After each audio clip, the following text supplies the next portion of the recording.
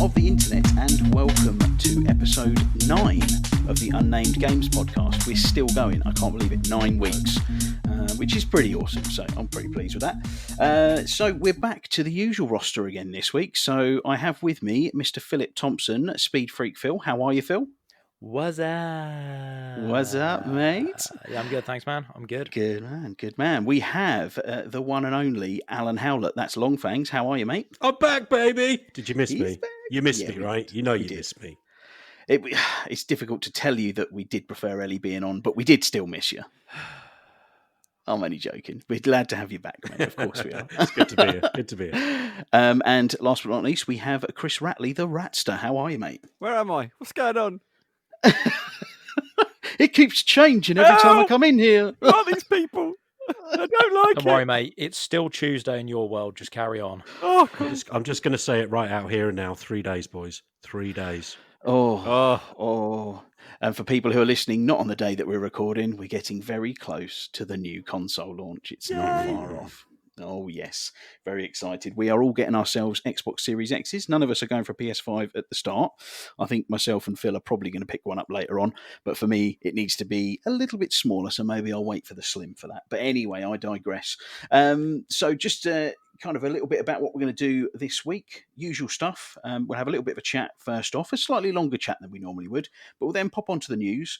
We've got a bit of a talking point that Ratley's come up with, and then we've got a game as per usual. So before we start off with that, I just wanted to say, as per usual, please, if you're listening and enjoy what you're listening to, please subscribe on the channel that you're listening to, and please follow us on Twitter at Unnamed GamesPod. We would really appreciate it.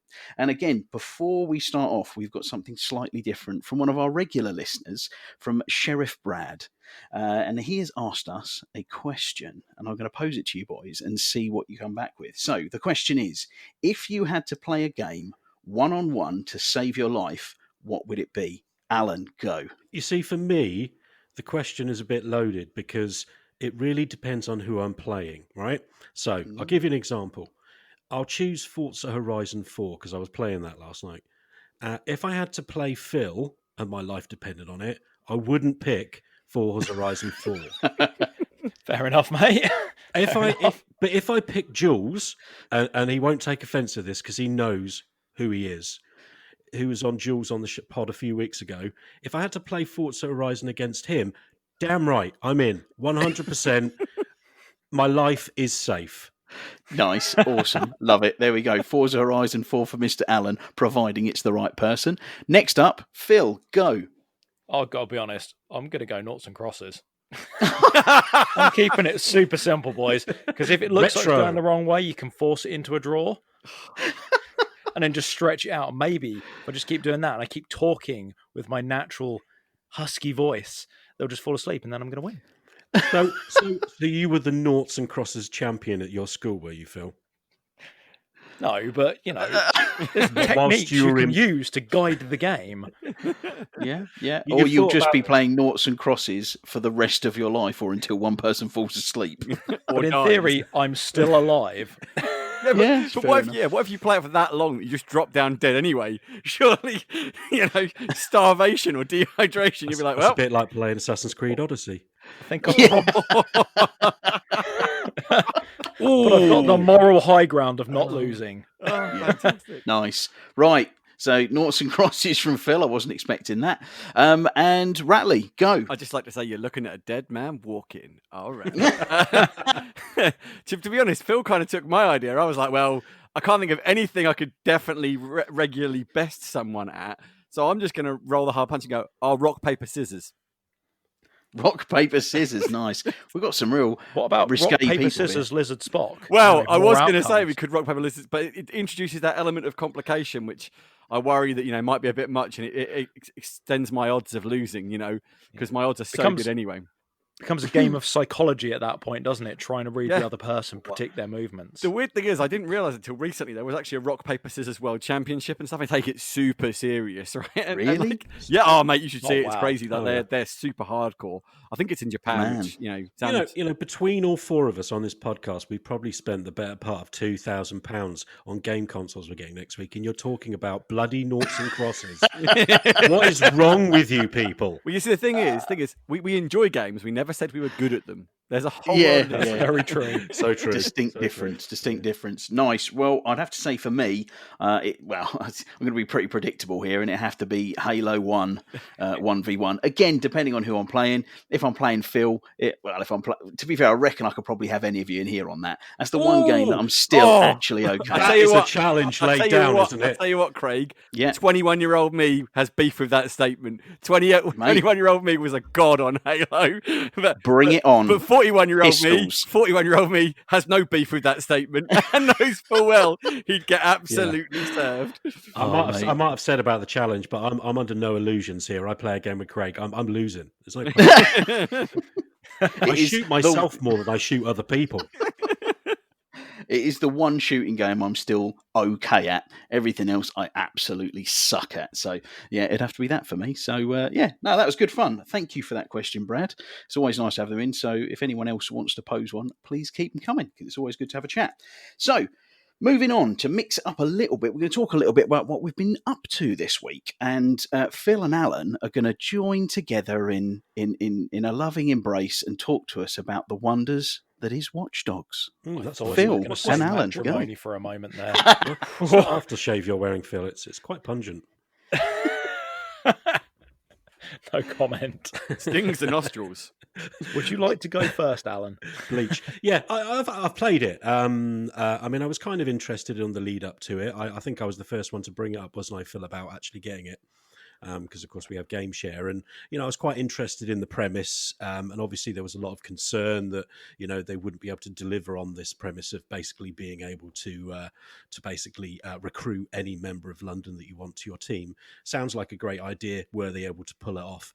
And for the most part, I have to say they really, really did. I haven't played either of the previous two Watch Dogs games, so I really didn't know what to expect going in, other than what I'd seen in reviews and other things online.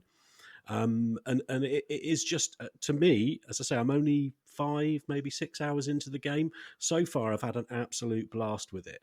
I don't think graphically it's the most pretty game. I'm not immediately looking at it and going, wow, that's amazing. However, I think it really does help that it's based in such, to me, and obviously to you guys, if you've been to London a few times, it's really based in somewhere that and sort of like going around the streets and coming across a landmark, Buckingham Palace or stuff like that, because it's all fairly close together. It's not an actual representation. It's not to scale in London, obviously, but it's still really cool. The whole sort of like aesthetic of London and the sort of futuristic with the drones flying about. And while there is a caveat to being able to kind of recruit anybody on the streets. There are some people who are basically against dead sex, so there's no way you could recruit them, but it still gives you all their details, and you could probably try, you'd just fail. So I really had fun with the game.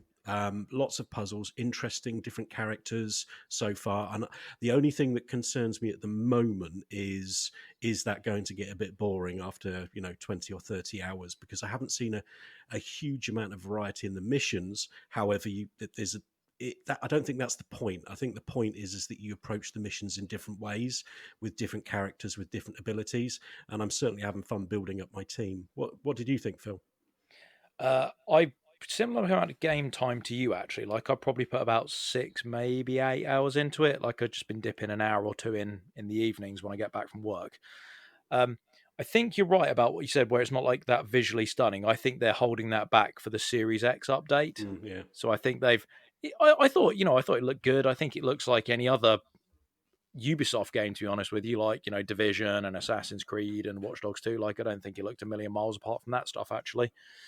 I'm very interested to see what it looks like with the ray tracing at night when I'm driving through the city. That's, might have been part of the hook for me to actually just jump in and play the game. Again, I think the system of kind of recruiting various people in London is quite interesting.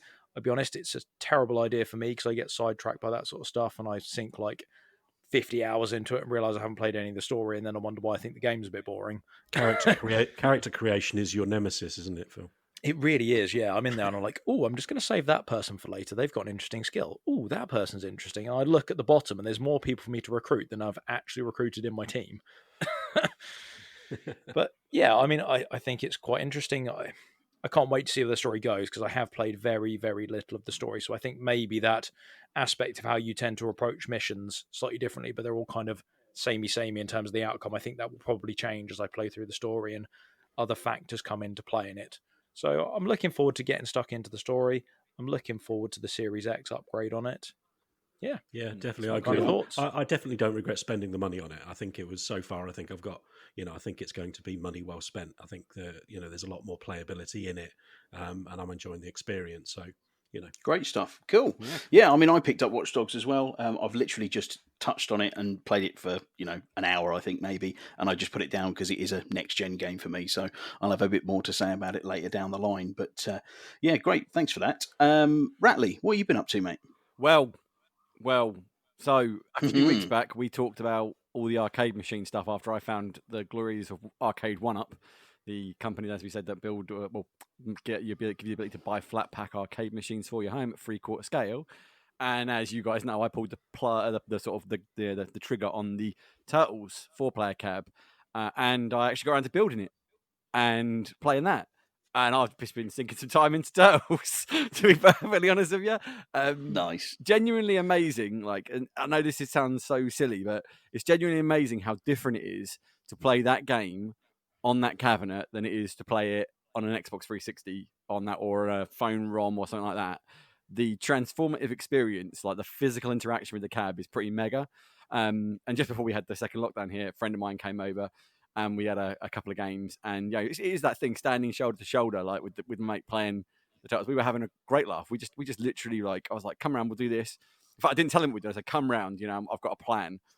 And when he got there, I was like half finished building it. So he helped me finish building it. We put the cab up and fired it up, and we were both like, this is awesome, both of us were like amazed. But there were two things. So one, I'd never played Turtles in Time, which is the second game on the cab because it's got the Turtles arcade game and Turtles in Time. Turtles in Time is a great game. Didn't realize how much of an improvement it went from like the Turtles arcade game to Turtles in Time. Really, really cool. And then on top of that, I didn't realize how physically demanding arcade cabs are on your button mashing hand. I was in pain after quite a long session. I was like, I need to. I am out of game shape, as they say. I need to get in the gym. Pump some iron. When you were saying, but you were about to say button mashing hand, I thought you were about to say buttocks from all the standing up playing it.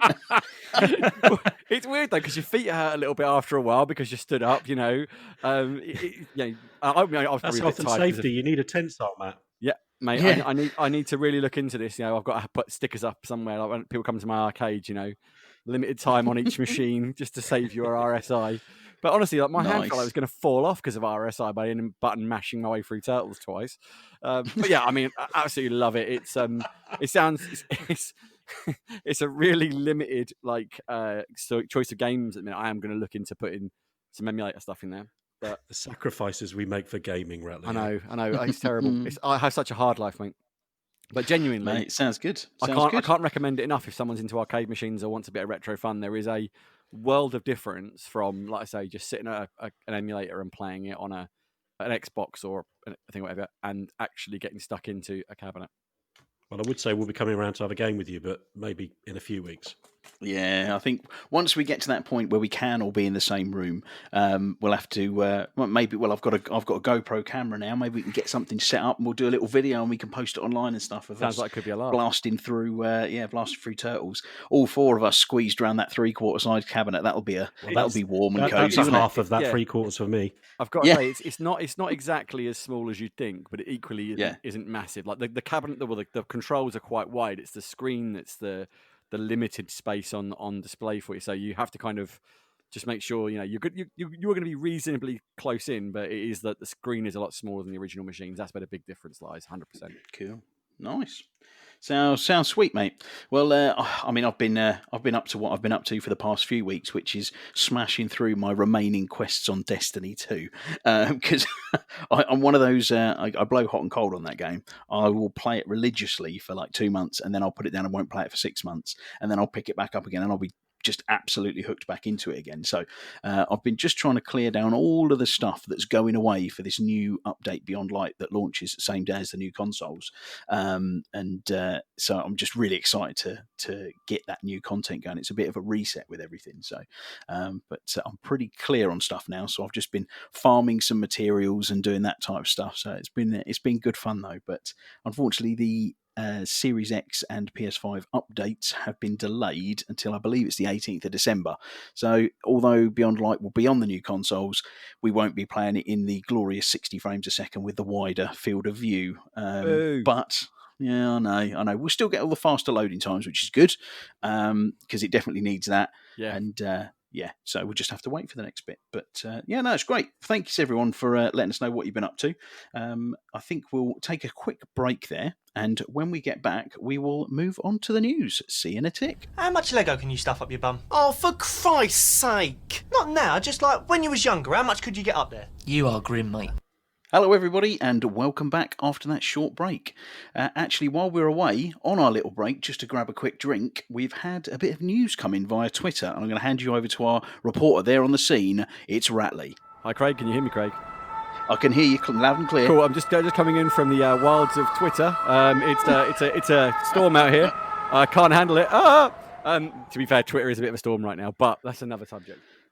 Anyway, there is a report about Square Enix and the Avengers. Not that we want to rag on the Avengers. We were mentioning it last week in sort of very hushed tones. But it was terrible. But yes, continue. I mean, you know, let's not sugarcoat this, Ratley. I will be ever the diplomatic person, like I always am, as you all know. I'm very diplomatic. Garbage game. And you say that Square Enix reportedly lost 6.5 billion yen. This is for HD games driven by Marvel's Avengers. They wouldn't say how many copies were sold, but volumes were 60% of the plan to make money. It implies that the game cost over $100 million to make, US dollars, but only sold around 3 million units is the rough maths, apparently. So, hey guys, what do we think of that? Well, that is... I'm not surprised at all. There was no way that game, from the reports that were coming out from reviewers, from a lot of people who played it, there was just no noise around it, and the only noise that was around it wasn't very good. It was this kind of game that was out there that had such promise and started so well as this great potential single player game, and tried to turn into this microtransaction filled games as a service just shoehorned into it. So I'm not as surprised whatsoever. Not at all. What about you, Phil? Yeah,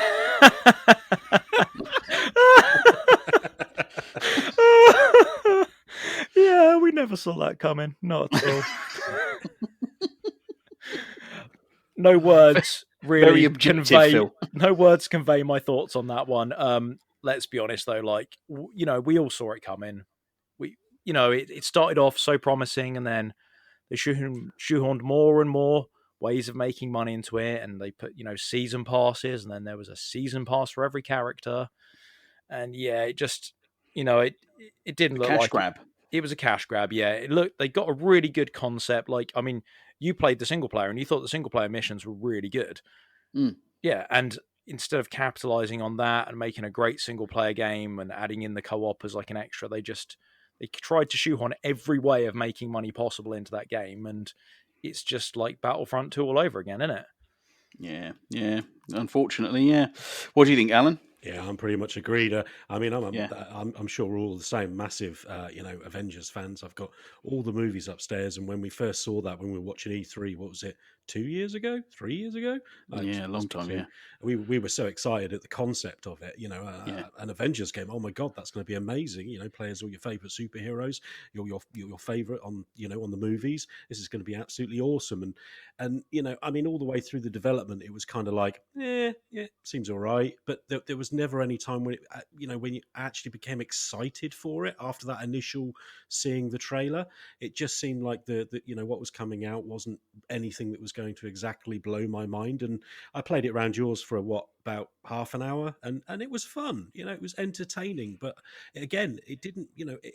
There was not enough game there to make me go, "Oh my god, I must own this game. I need to play it." So I'm really not surprised with this. I think it was a real miss by the developers, and it's a shame because it's such a good franchise, and there was such possibilities for it at the beginning. It's a wasted opportunity. Definitely feels like it's been kind of hijacked by the publishers, I think, to say, right, we need to make X amount of money. This is how we do it. Transaction, season pass, games of service. Need people playing it for as long as possible. And it just didn't work. Unfortunately, when will they learn? But all those yeah, things are okay if there's enough of a game to warrant it. But when you put all of that in and then you don't give enough substance to the game in the first place, as everybody's already said, it's clearly a cash grab. So it's disappointing. Yeah. Well, Rattler, you're a big games as a service guy, playing a lot of Division 2. I mean, it certainly doesn't live up to a Division 2 or a Destiny.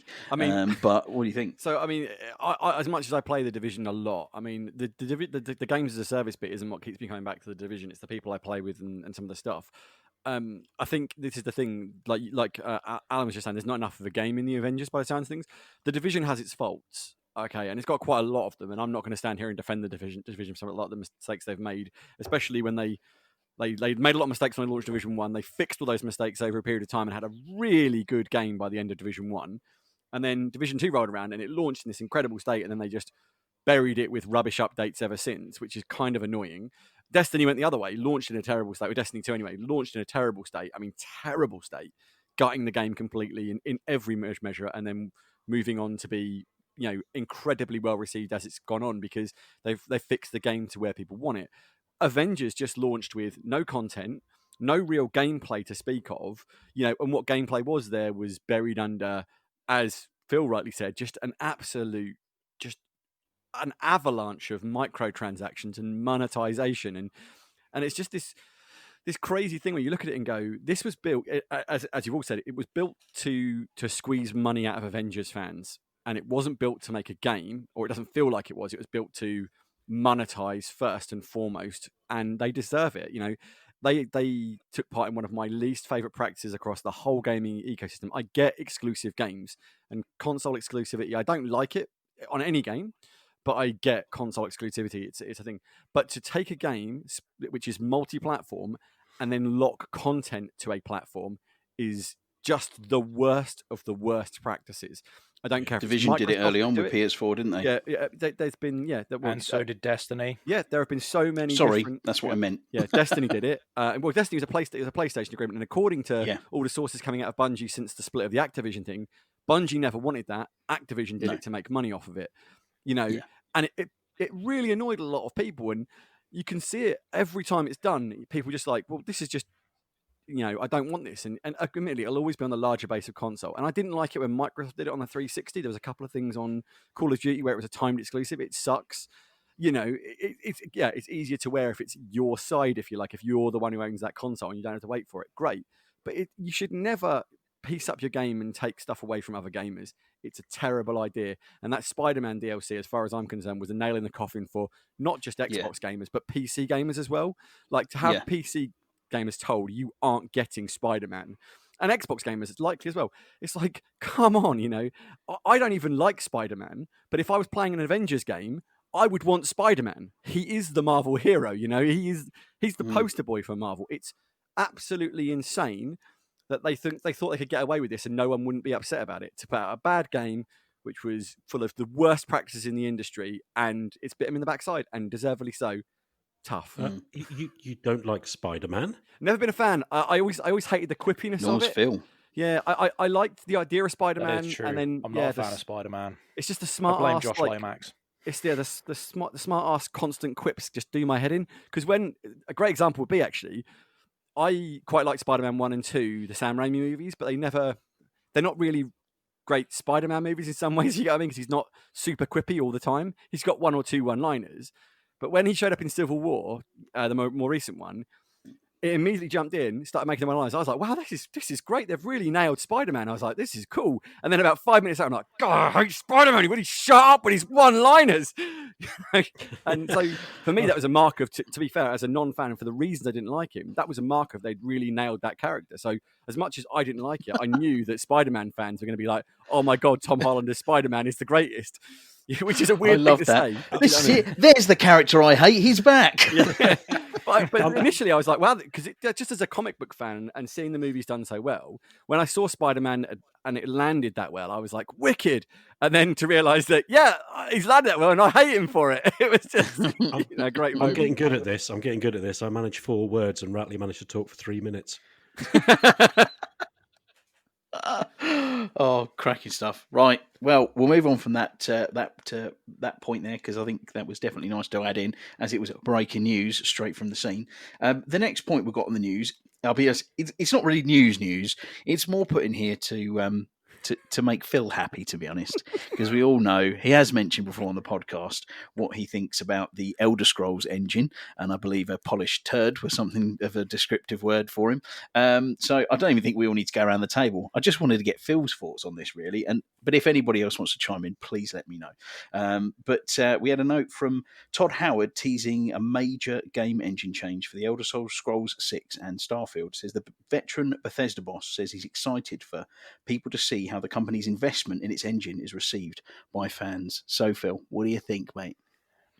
I'm going to read you a line from that same article. Yeah. He said during the recent event that the overhaul to the engine is probably the largest we've ever made, maybe even larger than Morrowind and Oblivion. Right there, they are shining up that turd. It's the same engine. They're just adjusting it again. They've taken it, we know it's not good. We know it's out of date. So we're just going to update it again. No, just start again, or just use Unreal, please. Just move away from the Bethesda engine. Oh, I want it to die so bad. So it's now a polished turd rolled in glitter.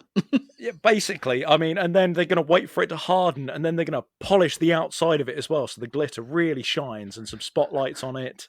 It's going to look amazing with the ray tracing, but it's still a turd. Nice. Anybody want to add any 10 pence into that? I just want to say, I don't know, I haven't got whether I'm accurate on this, but when Bethesda moved from Morrowind to the Oblivion engine, that was quite a big deal, and it was quite a significant jump in the quality. And at the time, it was one of the prettiest games out there. Don't get me wrong, I'm totally in the same sort of field as you are with the whole polished turd. I've been, when Fallout 4 came out, I was so disappointed that they were still using the same engine after all that time. However, the Skyrim, special edition update made it look particularly nice for the time. So I'm going to wait and see. I think it's definitely a good thing, and with the money that Microsoft has in its pockets, they can afford to take some time to, even if they are polishing the turd, as you say, they can polish it so well that it'll look really, really nice. So I'll reserve judgment till I see it. I think, nice. I think really for me, it's just very much the only thing they need to change is make the character animations better and the character models better, and also not have those bloody loading doors when you walk into a tiny little 1-bedroom house and it has to load to let you in there. And I'm hoping with the new generation of consoles that won't be a thing. I don't think that'll be a problem with the loading times on the Series X. Ratley, you got anything you want to add into the point? I honestly, I don't play enough Bethesda. But I think Phil has covered most of our thoughts. It's nice to see any company making at least some effort to update to the times. Fingers crossed it will be a significant improvement, because what I have played, the engine does feel clunky. It feels old. It feels very last gen or very early this gen. It needs a significant overhaul, as they're saying. So fingers crossed we're getting that significant overhaul, and fingers crossst Phil will be happy. Yeah, that's it. It's unlikely. Don't be silly. Don't be silly. It's still going to end up it'll look amazing and pretty, and then you'll go to move your character and it'll be wonky or something, or the animation will be terrible. I used to be a good game. It'll look great, but it will just feel horrible. Watch this space. That's all I'll say. Yep. So I mean, on games looking good, there's a game that's coming out that looks particularly good from what I've seen, which is Call of Duty Cold War. And there was a tweet out with a picture of the back of the PlayStation 5 box saying that the required install size was 285 gigabytes, which blew my tiny little mind, particularly considering the size of the hard drives in these new generation of consoles. It has since then been slightly updated or verified by the by Activision, saying it's only 133 gigabytes, but they've then turned around and said that the 285 gigabyte is just to prepare you for what it could grow into. So effectively, it could still be 285 gigs. So I think I kind of wanted to get people's idea on that, really. What did you think, Ratley? Is that going to cause issues in terms of capacity? LOL. I mean, we kind of expect this, right? We knew how big the current Modern Warfare is on console. It's massive, and the updates are insane. So we kind of knew COD was going to be insanely large. I think it's going to be one of these things that, depending on the console you've got and solutions you've got and the money you've got to upgrade memory, etc., it'll either be a very big deal or not a deal at all. Like PlayStation 5 being, let's just talk about the two big boys, PlayStation 5 and Xbox Series X. The PlayStation 5's hard drive is smaller than the Xbox Series X install space, and I wouldn't want a 285 gig game hogging, nearly a quarter of my available, more than a quarter of my available install space on my Series X. So to nearly a third, by the looks of things, of the hard drive is going to go to one game. Yeah, I mean, I would be a bit miffed. I mean, admittedly, we're hopefully going to be able to. Could be a 285 gig full install of the whole game. If it's anything like Modern Warfare, you can just bin away chunks of that when you're done with it. So, yeah, I mean, it doesn't bode well for the size of these hard drives, does it? Let's be honest. It's like it feels like an SSD expansion isn't really an option moving forward. It's something you'll need to factor in when you buy your console. And even worse, if you do go for a Series S, now we've said constantly how it's not about it's about 1080p, 1440p gaming. It's not about 4K 60 gaming. Even still, if it's a 285 gig install on what is apparently 384 gigabyte of available space SSD, oh boy, that's a lot of space going for Call of Duty, isn't it? It's like, you've got to really want to play Call of Duty and not a lot else to install that whole game on the Series S. Yeah. Well, I think Phil actually made quite a good point when we mentioned that earlier, Phil, when you were saying about the Xbox Series X and what kind of people generally, or a lot of people that play Call of Duty. Yeah, pretty much. I mean, let's be honest, there'll be people out there that only just buy Call of Duty. But what I was actually thinking was Ratley's point about the Series S, and the storage size on that is 84 gigabytes, yeah? Yeah, I think so. Yeah. So realistically, right, assuming you want to play other games other than Call of Duty, you're going to need to buy that Xbox expansion card. Yep. And the expansion card is £219. Yep. So effectively, to buy your Series X and for it to be a playable system with more than one game, assuming you're a big Call of Duty fan, you're basically going to need to pay just shy of £500. Yeah, for your Series S. Yeah. But I will say this. Just on that, just very quickly. The expansion card that we have available now is £220. Microsoft have confirmed that it won't be the only expansion card, and third-party manufacturers can make them. Just at launch, they wanted to have that solution available. So it isn't a proprietary item. Well, that is a proprietary item, obviously, but it won't be in the future. Microsoft have said they can make them. To be fair, is not going to be available on the PS5, is it? Well, PS5 is PS5 is the opposite, isn't it? It's PS5 is you can buy any third-party drive that Sony have certified. Yeah, well, I mean, it's actually a good mention. Good that you mentioned that, really. And I'll just have a chat with Alan because it kind of merges it into one point, really. Because the PS5, the M.2 SSD slot, they've turned out it's going to be disabled at launch. So a whole big kind of selling point around the PS5 was the ability to kind of have these third-party drives going in. They did mention early on that they would have to be certified so that they worked correctly. But it looks like when it launches, if you're wanting to install a lot of stuff on there is no option at the start. So, I mean, what did you think, Alan? Based, a little bit on that and the whole Call of Duty thing, really, because it molds into one. Yeah, I think we're looking at the question the wrong way, to be honest, in my opinion. We're looking at the fact that Call of Duty is 200 or will be possibly 285 gigs when you have all the different components. The real question here for me is why are we still getting 1 terabyte hard drives on these consoles? They've got all these massive advanced features. I've had a 1 terabyte drive since the Xbox One and then on the Xbox One X, and I've had to buy an external drive, a 4 terabyte drive, just to store, some of these bigger games. And when you're talking about these new these new consoles, that where you have to buy these, as Phil points out, at the moment, very expensive SSD drives, the question is, why are we having to do that? Why isn't the drive in the actual console itself being built to accommodate these much larger size games? Because Call of Duty certainly isn't the only exception. And I'm going to go back to Ark, but I must have, with all the updates, additional maps, we're talking 150 to possibly 200 gigs on the drive just for the one game. And then you add 2 or 3 games that are very similar to that, and you filled up your hard drive. So why are they giving us a hard drive that could possibly only hold 3 top AAA titles? That seems it's all down to cost at the minute, because they're switching up the technology. If we were still sitting on spinning drives, then there probably wouldn't be an issue of them whacking in a 2 or 3 terabyte spinning drive because it wouldn't cost that much. But exactly. these NVMe drives, just at production value now, they cost so much to make.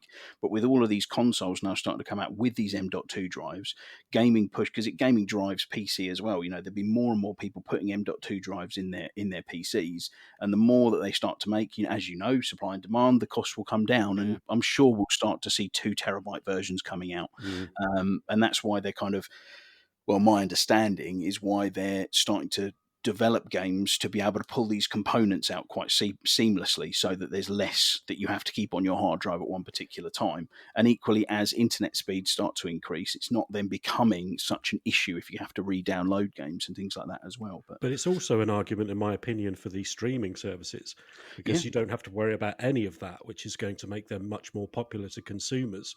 When you're talking about having to buy a console, which is, for us, what is it, £450, and then add on top of that another £220 if you want that straight up, you're talking about a massive amount of money. But for a monthly subscription, you can play the same games, okay, not with the same fidelity, but you don't need all that hassle about storage. I don't know. Yeah. Well, I was having a conversation with one of our new regular listeners, actually, is a chap that I play Destiny with, a guy called Lee. How are you, Lee? How you doing? And he was saying, having a bit of a laugh about it, that we rag on Stadia quite a bit. Not looking at you, Ratley, at all there, mate. You're not the instigator of it. But no, we all agree. And he's a real fan of Stadia. He's got a really good internet connection. He's got a Chromecast connected to his TV. He's got the controller. I mean, he doesn't play it as much now, so he's come away from his premium subscription. He plays more on his PC, but he could really see the benefit and value, and I think you've kind of argued towards it there a bit, Alan, as well. So, but it's all dependent on that internet and moving forward to it. What are your thoughts, Ratley, on the whole situation? Yeah, I mean, I was just going to talk about, as Alan said, the problem we can have is costing, and that's why, honestly, I think I've been a little bit off-put about buying the expansion drive for the Series X at launch, because how do we know that in 6 months we're not going to be able to buy a 2 terabyte one for the same money, if not less? So I've kind of got my eye on that about when I pull the trigger on the expansion card for my Series X. So I will be getting it at some point because it makes sense, but it'll probably make sense in a little while. But I think you've also got to remember you can copy games from the Series X and the PlayStation 5's internal hard drives onto external drives.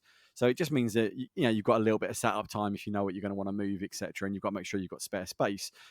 It's not ideal, but that's going to be the solution short term, I think. And you see it with people on PC do it as well. They have their M.2 drive with the game they play the most on, the game they're playing, loaded up, and they'll move games to and from those depending on what they're doing, because they want the faster times, the load times, and that on the game they're playing. So just on that, Ratley, with those speedy times of downloading files, I was watching a video earlier on where they were down. It was about 32 gig game, and it was amazingly fast. So that's certainly going to be a lot easier with the new consoles. I think that's the thing, is there's a lot of things that we're all kind of going, oh, this is trash, but everything's going to get faster and easier with these new consoles, and we're still in that little limbo where we can only we have to keep reminding ourselves of these things that are going to be better when we get these new consoles. Like just moving files around will be better. So it's nice to see.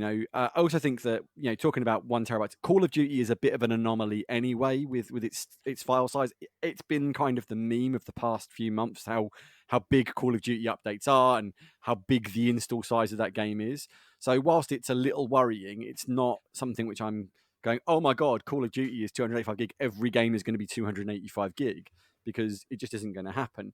But going back to the PlayStation point about the the M.2 drives being switched off initially, I reckon that's for one really simple reason, and Sony haven't said it, but I'm pretty sure they've turned it off because there isn't a single compatible drive for the PlayStation 5 at launch. And so if they don't switch that off and it's not working at launch, or if it's working at launch, people will just start buying up these drives which haven't been signed off by Sony or whatever, plugging them in and going, this doesn't work. Sony have made a crap system, blah, blah, blah, blah, blah. Because we know people don't want to hear the whole story. They don't want to think, they want to buy the system, plug their thing in that they've bought and they've done their research on, and they've said, well, the speeds are the same as this, and they don't know what Sony's certification process is. None of us do. For all we know, Sony are going to sign off these drives that aren't as fast, but they're compatible for some reason. We don't know this. We haven't got a clue what Sony's certification is at the minute, what it's going to be. So until we see that, I'm actually think this is a really good idea, because Sony are going to stop people doing dumb stuff and using drives that could potentially damage their PlayStations or just not work properly with their PlayStations, etc., etc. So as much as it's a bit of a, ooh, look at this, I think it's done for the right reasons, is my gut feeling. Oh, 100%. Yeah, they've done 100%. it to keep people being stupid. Yeah, that won't stop people being definitely, stupid, just to be clear. No, it never does. It never does. What do you think on the situation, Phil? I think, actually, to be fair, Ratley covered the large majority of the points I was going through, which is, the smaller drives particularly, it's the cost thing at the moment. I mean, SSDs are getting cheaper for PCs, but you look at a real good quality SSD, they're still over £200 in a 1 terabyte format. Either like the Samsung Evo 970 drives, you're paying a lot of money for those drives. So I think that's a fair point. And actually, I'll be honest, I hadn't really thought of it in the way that they've turned the drive slot off, because people are just idiots and they will try and put stuff that doesn't work in there, and then they'll just be flooded with loads of consumer issues saying, my PS5 doesn't do this, it's not doing that, it's causing this. And then they suddenly start uplifting consoles back and they go, well, you've plugged the drive in that's not compatible, it's your own fault. And then, they've paid all this money to ship the consoles back for no reason. So I think that's actually a really interesting point and a good one there, Ratley. I didn't think of it. The other thing is, I was just going to quickly sorry to jump in on you, Phil, but just it made me think of something. I was watching, I think it was Digital Foundry. It might have been, I can't remember who it was. We're talking about the console and taking it apart. And they made it was Digital Foundry, actually, because they made a very good point about how hot SSDs can get. And we don't know if there's any kind of cooling solution for SSDs in this system at all. And it could be that Sony need to check thermals on SSDs as well, because it could well be that these SSDs get so hot. We know they get hot. It's been tested. This is just fact. And it could be that they're going to check thermal performance as well, because if these SSDs get too hot in that bay, it could cause problems with the system. And if they're not fitted properly, they don't fit in that slot properly, and they touch the motherboard, you could end up with consoles catching fire or melting and all sorts of stuff. So Sony are getting this right, and all credit to them. So I think there's so many considerations here as to why Sony have done this that we won't know about, but these are so many potential issues. So yeah, I completely think this is the right thing to do. Yeah, I think they will have definitely, taken that into account and incorporated the cooling solution to take advantage of the M.2 drives that go in there as well. But you're right, to make sure they are the correct ones and ones that they've tested. I'm not saying they haven't issues thought going of that. forward. Yeah, I'm not saying they haven't thought of that. What I'm saying is it might be on a drive-by-drive basis. So there might be a super fast drive that they won't sign off because it gets too hot. We just don't know. Yeah, or it might need like a cooling vent on it or something. The top-end SSDs come with their own heat sinks. Maybe they need an extra heat sink. I think we'll probably knock it on the head there then, and we will take a break, and we'll be back with some talking points. We'll see you in a bit. Today we know our enemy. His name is Gary or Gil. Glenn? Is it? I don't know. It's something with a G. Go. I know you look to me in times of peril, but this is not my battle alone. Which means if I don't see you out there, I'll kill you myself. Worst case scenario, you die. But who knows? Maybe you won't. So I ask you, who will stand with me? Yeah! Really, guys? That was inspiring. Also, there will be a ton of loot!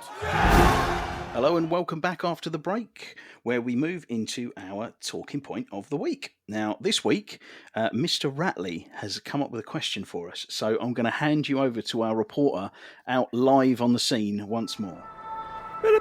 Coming in, Craig, coming in. Can you hear me? I can hear you loud and clear, Ratley. What's the question? Oh, you've got okay. for us?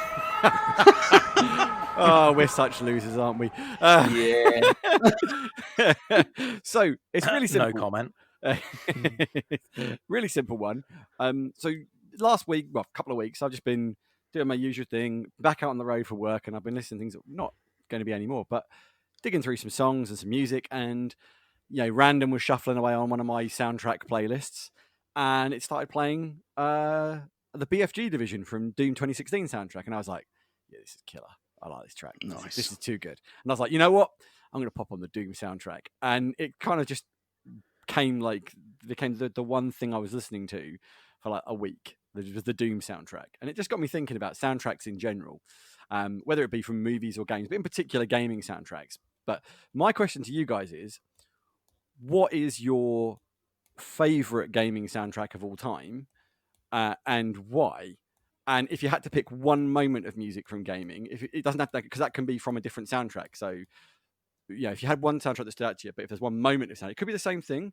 But what is the one soundtrack overall you think made the most impression on the game, whether it made the game or just was just fantastic music, and one piece of music from gaming?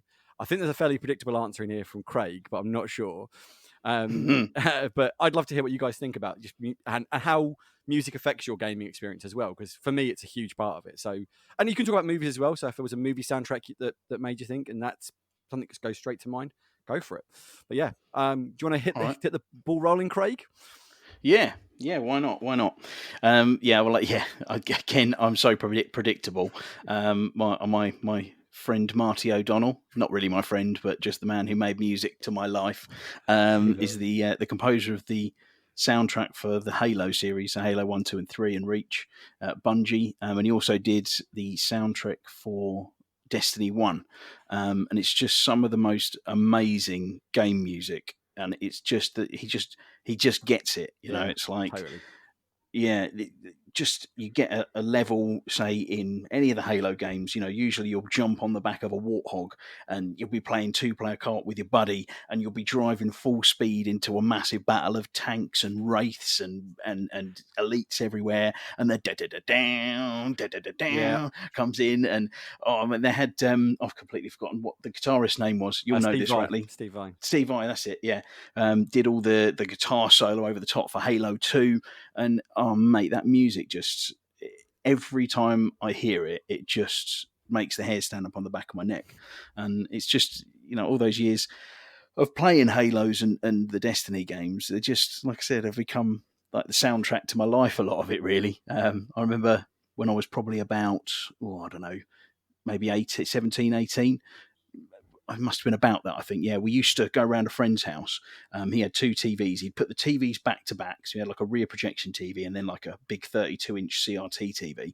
Then one of us would bring an Xbox round and we'd system link them together, and we'd have 4-player split screen on both of them linked together. So it would be 4v4, and we'd have whole weekends. We'd get pizza and beers in, and we'd just be sitting there playing Halo the whole with the tunes. And absolutely. Yeah. It's 100%. It was never going to be anything else, was it? Yeah, do you know, though, the Halo thing, though, is one of those moments. I'll never forget, like, there's been several moments, but that da-da-da-da, it was one of the complaints that a lot of my friends had about Halo 4 was the Halo theme didn't feature, and I totally get that. But there was a point in ODST, and ODST doesn't really have the Halo theme in it because it's not a traditional Halo game. It's obviously the ODSTs. And there's a bit right at the end, which is the little secret where if you tuck down in the last level and go down underneath, you find the 4 mongoose with the rocket launchers or unlimited rockets. Have you found that? Yeah, it's that secret. Yeah. And that's the only bit in the game where you get the Halo score. And it's like, it's this moment where we all found it for the first time, walked down there, and it's like, and we were like, yeah! It was just that absolute moment where all 4 of us were like, no, this is Halo. And it's totally iconic. I get it completely. Yeah, cracking stuff, that is. What about you, Phil? Is there anything that stands out for you, sir? Again, I was going to jump straight in there with Halo as well, particularly Halo 3. Oh, I love that music. However, Craig's already done that one. And there is another game that has, from my perspective, a standout musical score. And I downloaded the whole album because I loved it. Have any of you guys played through Metal Gear Rising? No. No. I have, sorry. Okay. It has, and the album is done by some guy called Jamie Christopherson. I don't know if he's done anything else, but it just has some fantastic guitar shredding in it. It's awesome. Like really early on in the game, you're fighting a Metal Gear Ray as Raiden. And literally, as you get to the end and you finish taking out his health, it goes into this massive shred while you're slicing a Metal Gear Ray in half.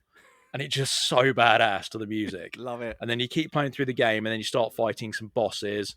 There's like there's a guy called Monsoon you fight. He basically has like magnetic powers, so he can separate like his arms and his legs from his body. So when you try and cut him in half, he just separates his body, so you can't hit him at certain times.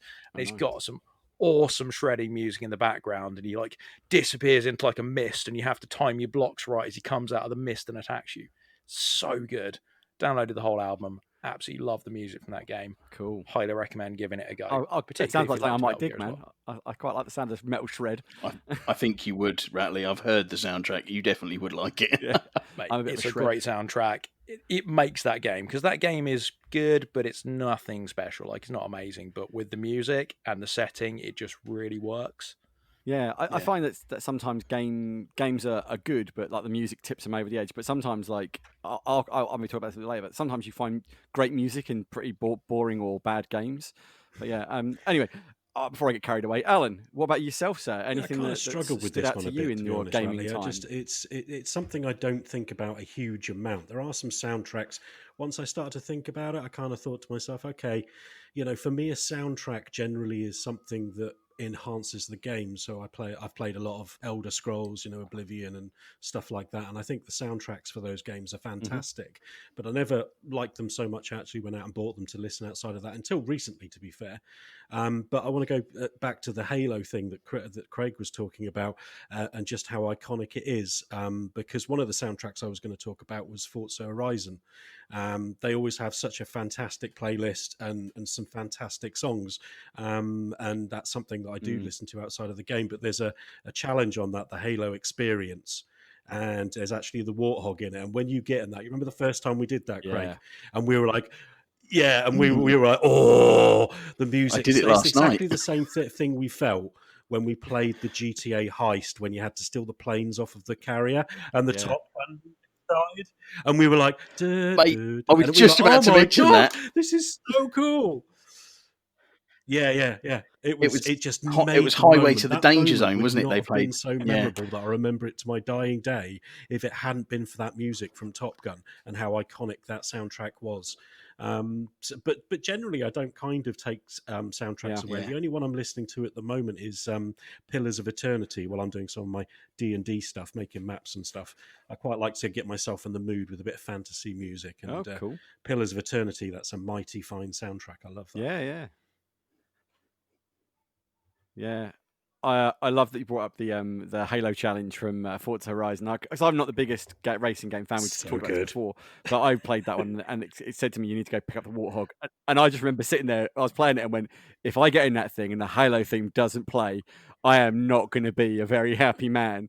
And you get in it, it's like, man, I was like, oh, okay, everything is right with the world. I was like, I'm going to purposely fail this mission just so I can drive again with the Halo theme blasting out. And it was just like so good. Yeah. But it really makes. I totally get you saying not everyone's as big a music person as I am. I know it's been a huge part of my life, but something like the Halo theme is so iconic that, like, like I said, Halo 4.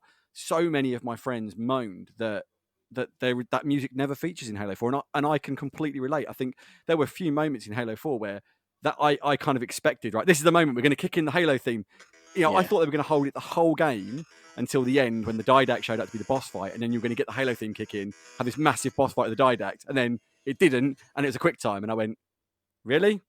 Like, really?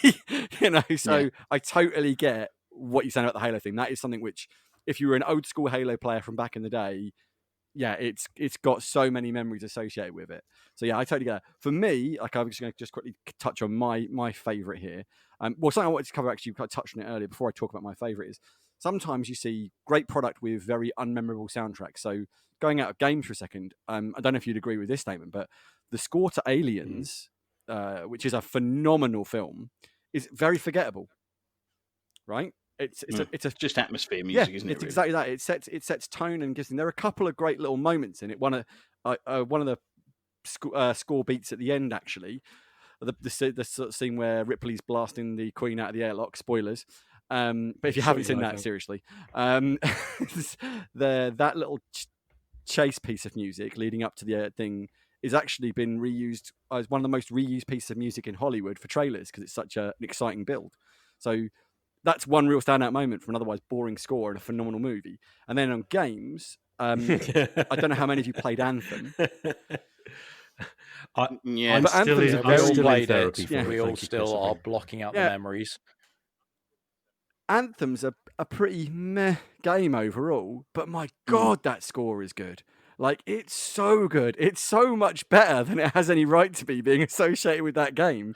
It's you know what? I just can't even remember it. I might have honestly, to go back and listen to it. Get the Anthem. It's written by the same girl who did, who did the Assassin's Creed Odyssey score and a few other movies as well. And it's genuinely brilliant. And it's like, it sets a great atmosphere for the world. You're thinking if they could have just delivered on what this thing is trying to build, it would have been phenomenal.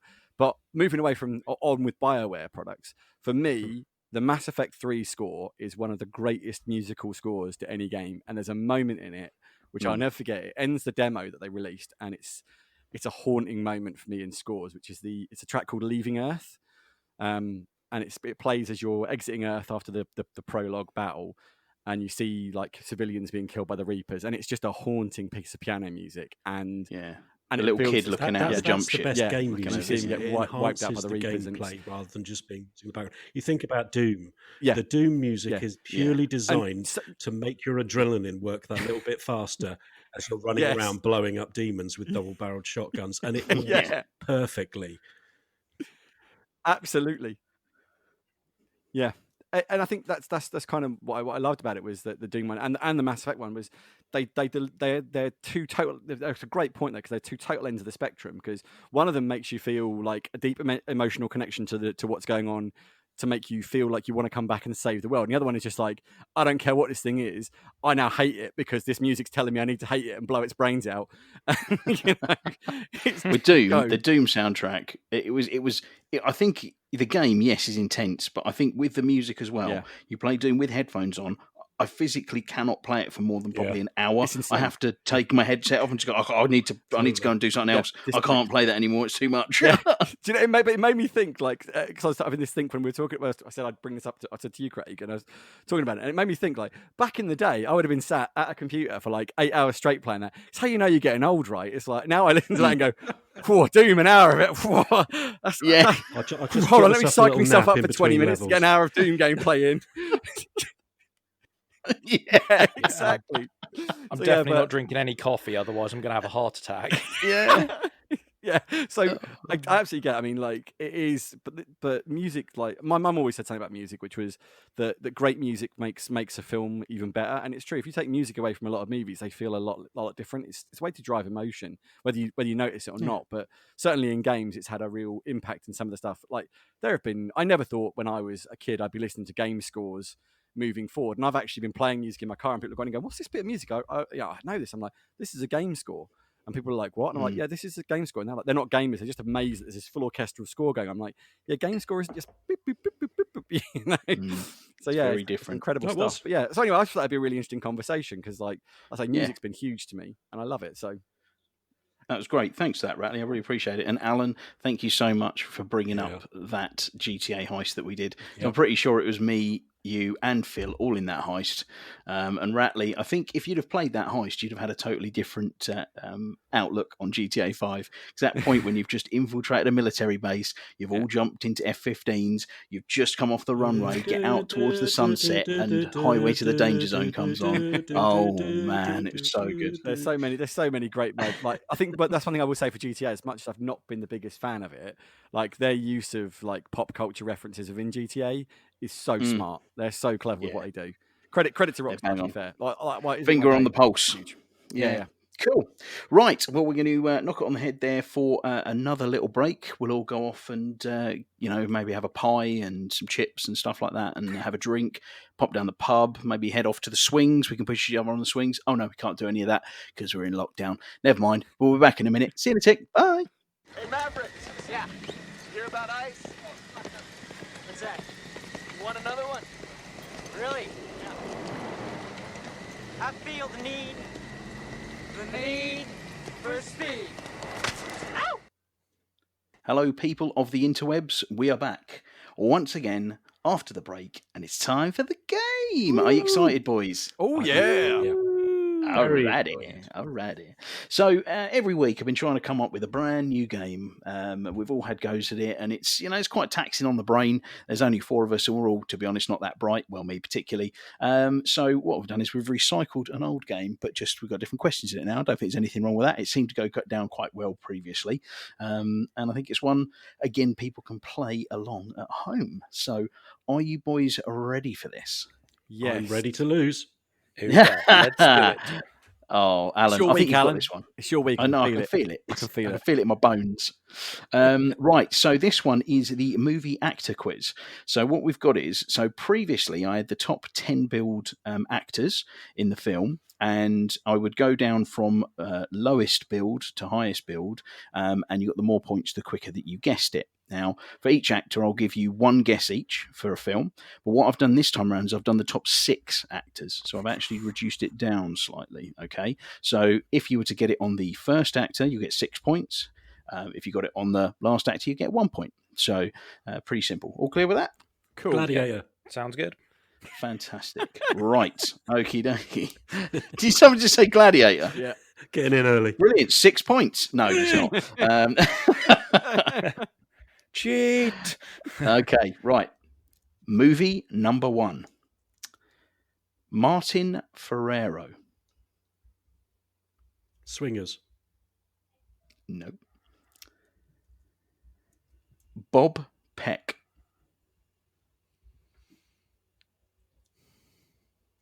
Oh, nothing. Richard Attenborough. Jurassic Oh, Park. it's not Jurassic Park. That is Jurassic Park. I do believe that was Ratley first, was it? Yeah, sorry. Well Sorry, Phil. done. No worries, bro. No worries. Just a bit. For a ahead of second, me I thought it there. was going to be like the Lost World, and he was going to be pulling a fast one. I was like, son of a. I'm surprised you didn't. I'm disappointed you didn't, to be fair. So, yeah. So next for them was Jeff Goldblum, then Laura Dern, then Sam Neill. So Jurassic Park, that is 4 points to the Ratster. There we go. Right, next film. Giovanni Ribisi. Avatar. 6 points, Alan. Well done. Woo! Wow. I don't even know who that is. That's the guy who pays the CEO guy, isn't it? He's the guy who plays it. He's after unobtainium, isn't he? Yeah, that's it. That Yeah. idiot. And you are right. He does play Phoebe's brother in Friends. Yes, yeah, he does. So yeah, Giovanni Ribisi. Then it was Sigourney Weaver, Michelle RodrigWez, Stephen Lang, Zoe Saldana, and then Sam Worthington. Michelle So, who, 6 Craig? points. Michelle Rodriguez. No. Is it Rodriguez? Rodriguez. I don't think there's many W's in it. I can't say it. Rodriguez. Rodriguez. There you go. You got it. Rodriguez. Yeah. Rodriguez. Blimey, what's wrong with my lips? Craziness. Anyway, next film. After that, we'll just get. I'm going to cut that out. No, I'm not. Too much work, yeah. Okay, yeah. Right. Okay. So, first actor in the next film, Thomas Wilson. Any takers? Okay. Next is Claudia Wells. Blimey, if the mic's broke, it's all very quiet. Next actor, Crispin Glover. At Charlie's Angels. Nope. Back to the Future. Bang! Back to the Future. 4 points for the Ratley. Should have gone for that one first. Really should have gone for that one. Yeah. So Crispin Glover, then Leah Thompson, then Christopher Lloyd, and of course Michael J. Fox. I'll be completely 1.21 gigawatts. I'll be completely honest, Alan. You saved my bacon because I was literally going to say Charlie's Angels. You steamed in with it, and I was like, "Back to the Future." Then just remember that when you win, all right? Just remember that. Phil, is your mic working, mate? It is. I just was not aware of the He's cast of Back to the dozed Future, off. I'm afraid. Really? Oh dear. Yeah, Crispin I've Glover, read of the course, movies, but I never famously- learned the actors. well, Crispin Glover famously didn't return for the sequel, even though his character was in it, and there was a huge illegal dispute. I don't know if you know about that. I'll tell you about it another time. Yeah. It's very interesting. He basically wanted to come. He was demanding too much money to come back, wasn't he? So they rewrote it, told him to Yeah, do one. but they kept the George McFly character and then put someone in prosthetics to make it look like him, and Yeah, and yeah. didn't go down well, shockingly. No, Did not. Right, next film. Okay, first in the next film, we have Emma Thompson.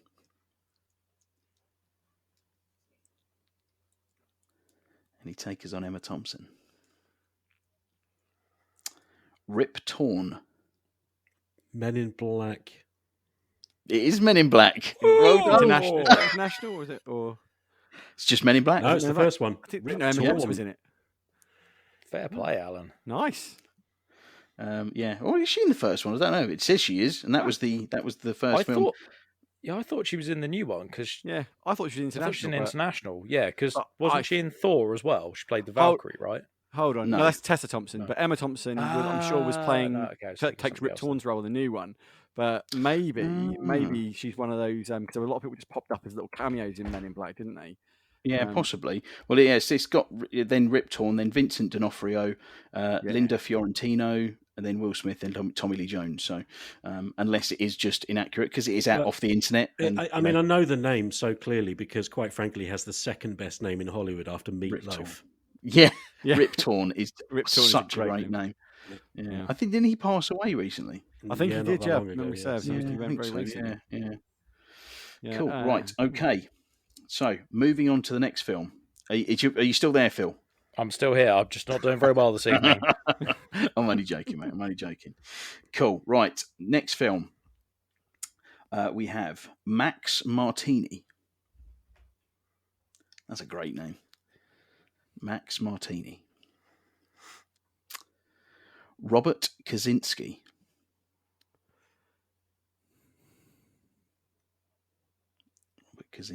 No. Charlie Day. Pacific Rim. Pacific Rim it is. Well done, Ratley. Fantastic one. That's awesome. So that's 4 points again for Ratley. And I'm glad you said it there because I was probably going to struggle with the pronunciation of the next actor's name, which is Rinko Kikuchi, I think. No idea. Perfect. The young lady, I believe, who plays Miko Mori, I would guess. Awesome film. That's it. Giant robots fighting giant monsters. What's not to like? Yeah. And then it was Idris Elba and then Charlie Hunnam, the man with the chameleon accent. Or not. Starring things your inner 9-year-old will love. And if you haven't seen that video, you haven't lived. Cool. Great stuff. Right. Okay. So next film, we have Joe Morton. Joe Morton. Okay. We have Earl Bowen. Earl Bowen. Okay, moving on. We have Edward Furlong. Terminator 2. Terminator 2 it is, my man. That's another 4-pointer. No offense to those actors, but I don't recognise like some of these actors, and I just want to go back and see. They were probably one of my favourite characters in the movie, and I haven't got a clue who they are. Joe Morton was Miles Dyson. Any of them. Yeah. Okay, yeah, and Earl Bowen was the doctor. Was it Dr. Silverman or Silver? Oh, yeah. Silverman, yeah. Silverman, isn't it? Silverman. Yeah, okay, yeah. So that was the doctor. Cool. Then obviously Edward Furlong, we know, is John Connor. Yeah. Then Robert Patrick, Linda Hamilton, and lesser known Arnold Schwarzenegger. that newcomer. Get to the chopper. Get to the chopper. French chart. That sounds like a French chart. I say when I was say on my get to the chopper. We will bring the bread. If it bleeds, we can kill it. We've just offended the entire country of France. Good one. Apologies. Yeah. Sorry. Sorry to any French listeners. That was more to take the nick out of Craig, not the French people. Yeah. But it did the same job either way. Yeah. So far, if we look at the scores, in last place we have Phil with 0 points. We then have Alan on 11 points and Ratley leading with 16 points, but it's still all to play for. So there's still a point where even Phil could win. Right, moving on. Sorry. Moving on to the next film. Okay, first actor. David Morse.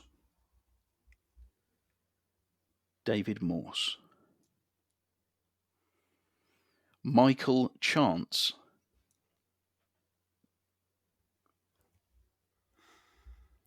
Christopher Plummer. Star Trek: The Undiscovered Country. No. Christopher Plummer. No more on that one. Brad Pitt. Fight Club? 7. Nope. Oh, it's not. Is it 12 Monkeys? It is 12 Monkeys. Yes. Bang! 3 points for Phil. Of course it I is. wasn't going to say that until you boys said the other ones, and I was like, Yeah. because I actually really like that 12 Monkeys. such They a good remade a TV series of it as well, didn't they? Yeah. I've never I've watched not it. seen It's it. only It's good. supposed to be really good. It's supposed to be really Yeah, good. it's quite well done. I mean, they did, I think, 2 seasons or maybe even 3. I Might be worth a remember check out. watching 2 seasons distinctly, and it starts off pretty strong. Yeah. I enjoyed it anyway. Yeah, worth a watch, especially if you like the movie. It was one Cool, So so- I got me about that last one. It was one of these things where I got to it. I'm like, so this is like, how high is he in the cast list? Where was he not like top billed cast? I'm like, Yeah. Then it was Madeline Stowe, and then it was Bruce Willis. Yeah. Yeah. So Because Big Bruce was number 1, that's why. yeah, well, when I said yeah. 7, I was like, or did I say 7? Yeah, I said 7, didn't I? Yeah. And I was like, it could be that because like you've got, Morgan Freeman. Freeman and Spacey. Kevin Spacey, although he could- wasn't could credited for 7, was he? Yeah, this is the No. thing, isn't it? It's like, oh, but there you go. Yeah. Yeah. Right. Okay. So well done there, Phil. You're on the scoreboard. Next God. film. Yeah. Next film. First person we have is Mary McDonnell. Mary McDonnell. I think this might be a tough one, this one. James Duval. Independence Day. James Duval. Okay, third, we have Drew Barrymore. Drew Barrymore. No Oh, is takers. it Donnie Darko? It is Donnie Darko, Oh, Phil. is Drew Barrymore in Yes. Donnie Darko? Yeah. Yeah. She plays Karen Pomeroy, I think. Yeah, I think that's what it says. It's really small on my screen. Yeah, I'm going to make it bigger because I keep looking at it. It's really hard to see. Again, such a good film. Classic movie. Yeah, it's a I've great film, yeah. I don't think anybody understands what it really means, and I've watched videos trying to explain what it means, and I still don't know what it really I'm means. gonna make a really Not the horrible faintest confession. clue, but Horrible I confession. do I've like never that seen it. movie. It's proper dark. Never seen it. Hence the name. Yeah, and it was Maggie Gyllenhaal, then Gina Malone, and then Jake Gyllenhaal. Is it Gyllenhaal or Gyllenhaal? Gyllenhaal. Gyllenhaal. Yeah, there we go. I'll Cool. be honest. If I hadn't known Drew Barrymore, I wouldn't have got the other two. You got to Jake Gyllenhaal. Really? Yeah. Cool. Right. Okay. So moving on to the next film. First actor we have is Robert Carlyle. The world is not enough. Robert Carlyle. Trainspotting. Next actor, Brendan Gleeson. Brendan Gleeson. Okay, next one is Megan Burns. Megan Burns. Okay, next is Christopher Eccleston. Thor: The Dark World. Christopher Eccleston. Naomi Harris. Oh, Gonna kick boys. myself on this one. Yeah, I haven't got a clue. Naomi Harris, no. I'm struggling here, Okay. boys. And then top build we have Cillian Murphy. Nope. No, I'm drawing a blank. I have no idea what this I'll is. tell you what I'm going to do now. I'm going to go back through and I'm going to give you the actor and I'm going to give you what their name is in the film, apart from Robert Carlyle, because it hasn't got his name in it. Okay, so Brendan Gleeson played Frank. Megan Burns played Hannah. Christopher Eccleston played Major Henry West. Naomi Harris played Selena. And Cillian Murphy played Jim. Oh, 28 Days Later. It is 28 days later. Of course it is. You're going to get 1 point for that. Okay, Oh. I'm going to let you have 1 point for that. Yeah, I wouldn't have got that. Wouldn't have got Of that. course it is. I just couldn't figure out like where it was. And so how? Oh, was Robert Carlyle in the first one? I thought he didn't show up to the Apparently. second one. Oh, you know He what? was in Maybe the this. second one. You know what? Maybe this list is not right. It's bringing people up from series into this. It was just for a search through Google. So, well, either way, like, you might be right. I probably wouldn't have no, guessed I'm from right. that. I'm fairly confident you're right. Robert Carlyle was not in the first one, but in He was the in second 28 weeks later. Yeah, but regardless, there is no way, even if you put the sixth place in there, I was ever going to get anything for that. We got to the whole way to number one. I was like, huh? What? I like Cillian Murphy as an actor, but I really couldn't give you his resume. Yeah. I just remember he has a strangely taut face, and that's all I really think about him. Yeah, it's quite feminine looking, but I think the ladies do generally like him. I know my wife does. She goes, he's very pretty. So you didn't sound bitter at all there, Craig. No, not at all. Anyway, moving on. So the 10th and final film. Okay, so the actor in 6th place we have Robert Blossom. Robert Blossom. Okay, Catherine O'Hara. Catherine O'Hara. John Hurd. Elephant Man.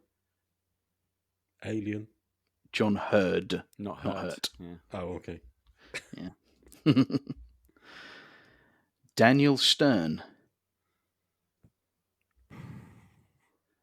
I think it's going to pop into people's heads with this next actor after Daniel Stern. Joe Pesci.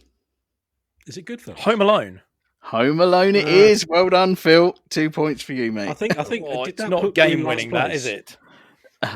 Sorry? I think that put me in last place, didn't it? I'll tell you in a second. I think you're still ahead of him. I'm sure you are. You are still ahead of him. Well, maybe or maybe not. It's not over. No, just do a little add up there. Right. Okay. Yeah. So, Robert Blossom. He was the man with a spade, the snow shovel killer. Yeah. Then Catherine O'Hara was the mum. John Hurd was the dad. Daniel Stern was is it Harry or Marv? Marv. Yeah. Yeah, because he gets electrocuted and stuff, doesn't he? I like Marv. Yeah. And then Joe Pesci, and then of course in first place Macaulay Culkin. So cool. How did you enjoy that, boys? Was it good? I loved it. But on a slight tangent on Home Alone, just quickly, have you ever seen the video where they do the tale of total fatal injuries that the Home Alone guys suffered? Yeah, it's fantastic. Yeah, he would have murdered them several times over that. Isn't there some sort of conspiracy theory about how I can't remember the name of the kid, but he's some sort of serial killer after Kevin. And also, there's a great guys on YouTube, Corridor Digital. They do they make Home Alone R-rated, so they are awesome. They add if you haven't seen it, it's phenomenal. Like it's so good. Oh, great stuff. Cool. Right. So with the points on that one then, to celebrate his win, Ratley there with 17 points, mate. Fantastic. Well done, buddy. Thank you. A very, very impressive win there. We then had Alan on 11 points and Phil bring up the rear on 9 points, but certainly better than the beginning where you were on 0. So you certainly clawed it back a bit, but not quite enough in the end there. But well done to you all. Yeah. So that's about it for today, I would say. It's been a fun session recording again. Really enjoyed it. Again, as I said at the top of the podcast, please remember to follow us on @Unnamed Games Pod and subscribe on your local podcast services. So I guess all that leaves really is a bye from me, then a bye from Alan. Adios, muchachos. A bye from Chris. I'll be seeing you at some time in the future, maybe, perhaps. And a bye from Phil. Get to the chopper.